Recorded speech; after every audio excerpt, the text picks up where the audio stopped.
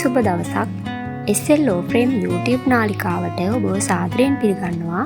අදත් කතා කරන්න යන්නේ සේවකයෙකුගේ සේවය අවසන් කිරීම සම්බන්ධයෙන්. සේවකයෙකුගේ සේවය අවසන් කිරීම සම්බන්ධයෙන් ලංකාවේ පවතින නීතිමය ප්‍රතිපාදනය වන්නේ 1971 අංක 45 දරන සේවකයන්ගේ සේවය අවසන් කිරීමේ විශේෂ විධිවිධාන පනත. මෙම පනතේ අරමුණු වන්නේ අයුක්ති සහගත සහ අසාධාරණ ලෙස සේවය අවසන් කිරීම නියාමනය කිරීම සහ සේවා වියුක්තිය වැඩිවීම නියාමනය කිරීම, විනය විරෝධී නොවන ක්‍රියාවක් හේතුවෙන් සේවකයෙකුගේ සේවය අවසන් කිරීම නියාමනය කිරීම, ඒ වගේම මෙන්න මේ සේවකයෙකුගේ සේවය අවසන් කිරීමේදී සේවක අයිතීන් ආරක්ෂා කිරීමේ බලය කම්කරු කොමසාරිස්වරයා වෙත පැවරීම, වගේම විනය විරෝධී නොවන ක්‍රියාමාර්ගයක් හේතුවෙන් සේවකයෙකුගේ සේවය අවසන් කළ විට සේවකයා නැවත සේවයේ පිහිටුවීම මෙන්න මේ පනතේ අරමුණු වෙනවා. ඒ වගේම මෙම පනත අදාළ වෙනවා විනය විරෝධී නොවන ක්‍රියාවක් හේතුවෙන් යම් සේවකයෙකු අසාධාරණ ලෙස එම සේවා ස්ථානයෙන් සේවා යෝජකයා විසින් ඉවත් කරලා තියෙනවා නම් මෙන්න මේ පනත එම සේවකයාට සහ සේවා යෝජකයාට අදාළ වෙනවා. මේ පනත යටතේ ආවරණය වන පුච්චලයෙන් වන්නේ යම් සේවා ආයතනයක් නම් එම සේවා ආයතනයේ වැඩ කරන ලද සේවකයන් සංඛ්‍යාව සේවකයන් 15 දෙනෙකුට වැඩි නම් අනේ සේවා ආයතනය මෙන්න මේ පනත යටතේ ආවරණය වෙනවා. ඒ වගේම සේවකයෙකු නම් එම සේවකයා අවුරුද්දක කාලයක් ඇතුළත දින 180ක්, ඒ කියන්නේ මාස 6ක කාලයක් සේවය කරලා තියෙනවා නම් එම සේවා ස්ථානයේ එම සේවකයාද මෙන්න මේ පනත යටතේ ආවරණය වන පුද්ගලයෙක් වෙනවා. මේ දින 180ක කාලයට සේවකයා විසින් වැඩ කරන ලද දින සංඛ්‍යාවත් සේවකයා විසින් ලබා ගන්නා ලද නිවාඩු සංඛ්‍යාවත් ඇතුළත් වෙනවා.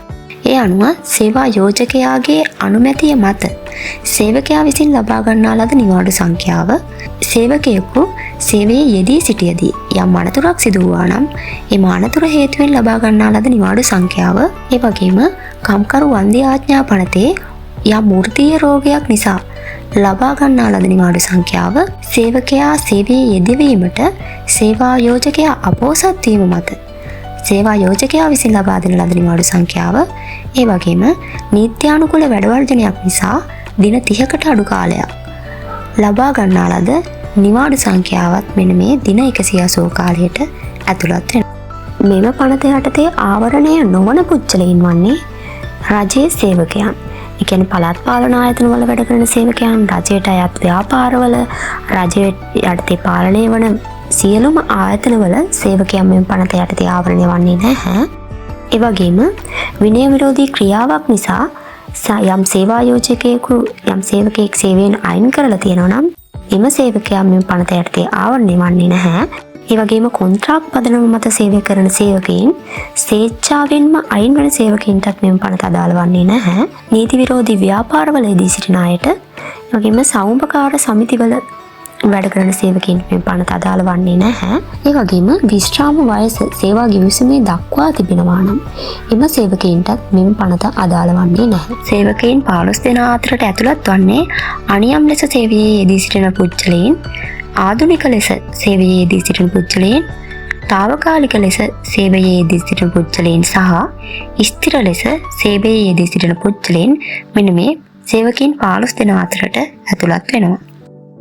මෙම පනත යටතේ සේවය අවසන් කිරීමක් ලෙස සලකනු ලබන්නේ විනය විරෝධී නොවන ක්‍රියාවක් නිසා සේවය අවසන් කිරීම, වැඩ නොදී తాවකාලිකව සේවය අවසන් කිරීම, රැකියාව අක්‍රිය වීම හේතුවෙන් සේවය අවසන් කිරීම, විශ්වාසය කඩවීම මත සේවය අවසන් කිරීම, ව්‍යාපාරය කඩා වැටීම මත සේවය අවසන් කිරීම සහ తాවකාලිකව සේවය අවසන් කිරීම මෙම පනත යටතේ සේවය අවසන් කිරීමක් ලෙස සලකනු ලබනවා. එසේම විනය විරෝධී ක්‍රියාවක් හේතුවෙන් යම් සේවා යෝජකයෙකු එම සේවා ස්ථානයේ වැඩ කරන සේවකයෙකු සේවයෙන් ඉවත් කරා නම් එම සේවකයාට බෑ මෙම පනත යටතේ සහන අයද සිටීමක් සිදු කරන්න. ඊට හේතුව වන්නේ යම් සේවා ස්ථානයක සේවා යෝජකයෙකු විසින් සේවකයෙකු සේවයට බඳවා ගැනීමේදීම එම සේවා ස්ථානයේ පවතින ප්‍රතිපත්ති පිළිබඳව දැනුවත් කිරීමක් සිදු කරනවා. එකී ප්‍රතිපත්තිවලට පටහැනිව ක්‍රියා කරහොත් සේවයෙන් ඉවත් කිරීමේ හැකියාවක් පවතින බවට එම සේවකයාව දැනුවත් කිරීමක් සිදු කරනවා. උදාහරණයක් ලෙස යම් සේවකයෙකු එම සේවා ස්ථානයේ මුදල් සොරකමක් හෝ වංචාවක් සිදු කරා නම් එම සේවකයා විනය විරෝධී ක්‍රියාවක් සිදු කළ ලෙස සලකනු ලබනවා. එලෙස විනය විරෝධී ක්‍රියාවක් හේතුවෙන් සේවය අවසන් කිරීමකදී එම සේවකයාට මෙම පනත යටතේ ඉල්ලීමක් සිදු කරමින් සහන ලබා ගැනීමේ හැකියාවක් ලැබෙන්නේ නැහැ. විනය විරෝධී ක්‍රියාවක් හේතුවෙන් යම් සේවකයෙකුගේ සේවය එම සේවා ස්ථානයේ සේවා යෝජකයා විසින් අවසන් කිරීමක් සිදු කරා නම් එම සේවා යෝජකයා විසින් වැඩ කරන දින දෙකක් ඇතුළත ලිඛිතව සේවකයාට දැනුම් දීමක් සිදු කළ යුතු වෙනවා. ඒ වගේම විනය විරෝධී නොවන ක්‍රියාවක හේතුවෙන් සේවකයෙකු සේවයෙන් ඉවත් කරා නම් එම සේවකයාගේ පූර්ව අවසරයකින් තොරව සේවයෙන් ඉවත් කිරීම සිදු කිරීම හේතුවෙන් එම තීරණය ශූන්‍ය හා බලරහිත වෙනවා. ඒ වගේම මුලින්ම සේවා ආයතනයට පුළුවන් සේවකයා සමග සාකච්ඡා කරලා සේවා ආයතනයේ අතිරික්තයක් පවතිනවා නම් හෝ සේවකයා සේවයෙන් අයින් කරන්න අවශ්‍යයි කියලා සේවකයාට දැනුම් දීලා සේවකයා සමග සාකච්ඡා කරලා එකඟතාවයකට එළඹෙනවා නම් අන්නේ අවස්ථාවේදී එකඟතාවයකට එළඹීම හේතුවෙන් කම්කරු කොමසාරිස්වරයා වෙත ඉල්ලීමක් සිදු කරන්න අවශ්‍ය වෙන්නේ නැහැ. මෙම පනත අනුව සහන ඉල්ලා සිටීමක් හෝ ඉල්ලීමක් සිදු කළ හැකි වන්නේ යම් විනය විරෝධී නොවන ක්‍රියාවක් හේතුවෙන් යම් ආයතනයක සේවා යෝජකයා විසින් එහි සිටින සේවකයෙකු සේවයෙන් ඉවත් කරන ලද අවස්ථාවකදී පමණයි. යම් සේවා ආයතනයක සේවා යෝජකයෙකු අදහස් කරනවා නම් එම සේවා ආයතනයේ වැඩ කරන සේවකයෙකු සේවයෙන් ඉවත් කරන්න එම සේවා යෝජකයාට පුළුවන් කම්කරු කොමසාරිස්වරයා වෙත ඉල්ලීමක් සිදු කරන්න. එම ඉල්ලීම සේවකයා සේවයෙන් ඉවත් කිරීම සම්බන්ධයෙන් වන හේතු සහිතව කළ යුතු වෙනවා. ඉන් අනතුරුව කම්කරු කොමසාරිස්වරයා දින 7ක කාලයක් ඇතුළත සේවකයාගෙන් විමසීමක් කරනවා. සේවා යෝජකයා අදහස් කරලා තියෙනවා ඔබ සේවයෙන් ඉවත් කරන්න. ඒ සම්බන්ධයෙන් ඔබ දරන අදහස සහ පිළිතුරු මොනවාද යන්න. ඉන් අනතුරුව කම්කරු කොමසාරිස්වරයා තීරණය කරනවා සේවකයා සේවයෙන් අයින් කිරීම නීත්‍යානුකූල වන්නේ නම් සේවකයා සේවයෙන් අයින් කිරීමට අනුමැතිය ලබා දෙනවා. ඒ වගේම මේ හේතු නිසා සේවකයා සේවයෙන් අයින් කිරීම නීත්‍යානුකූල නොවන්නේ නම් අන්නේ විට කම්කරු කොමසාරිස්වරයා එම සේවකයා නැවත සේවයේ පිහිටුවීමට අනුමැතිය ලබා දෙනවා. ඒ වගේම කම්කරු කොමසාරිස්වරයාට පුළුවන් මෙන්න මේ සේවකයා සේවයෙන් අයින් කරන්න වන්දියක් ලබා දීමෙන් අනතුරුව සේවයෙන් අයින් කරන්න අනුමැතිය ලබා දෙන්න පුළුවන්. කම්කරු කොමසාරිස්වරයා විසින් දෙපාර්ශ්වයේ කරුණු සලකා බැලීමෙන් අනතුරුව අභිමත තීරණයක් ගැනීමට හැකියාව තියෙනවා. එම අභිමත තීරණය මාස 3ක කාලයක් ඇතුළත ගත යුතු වෙනවා. කම්කරු කොමසාරිස්වරයා විසින් ගනු ලබන අභිමත තීරණය ස්වභාවික යුක්ති මූලධර්ම අනුගමනය කරන්න ඕන. ඒ අනුව දෙපාර්ශ්වයටම සාධාරණ ඇහුම්කන් දීමක්, දෙපාර්ශ්වයටම සාධාරණ දැනුවත් කිරීමක්, කොමසාරිස්වරයා විසින් අපක්ෂපාතීව ගනු ලබන තීරණය සත්භාවයෙන් ගත යුතු වෙනවා.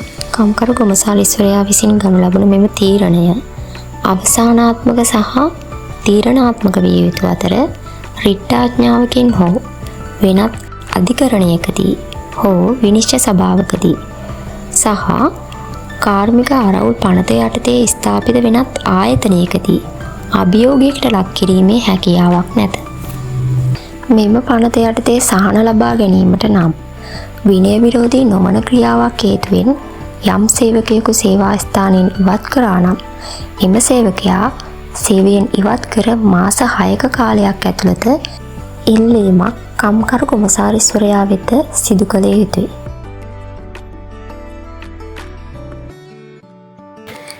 මේ වීඩියෝ එක වැදගත් කියලා හිතනවා නම් ඔබේ අදහස් පහළ කමෙන්ට් සෙක්ෂන් එකේ දාන්න. ඒ වගේම මේ කාරණාවක් සම්බන්ධයෙන් ගැටලුවක් පවතිනවා නම් ඒ පිළිබඳවත් කමෙන්ට් සෙක්ෂන් එකේ දාන්න.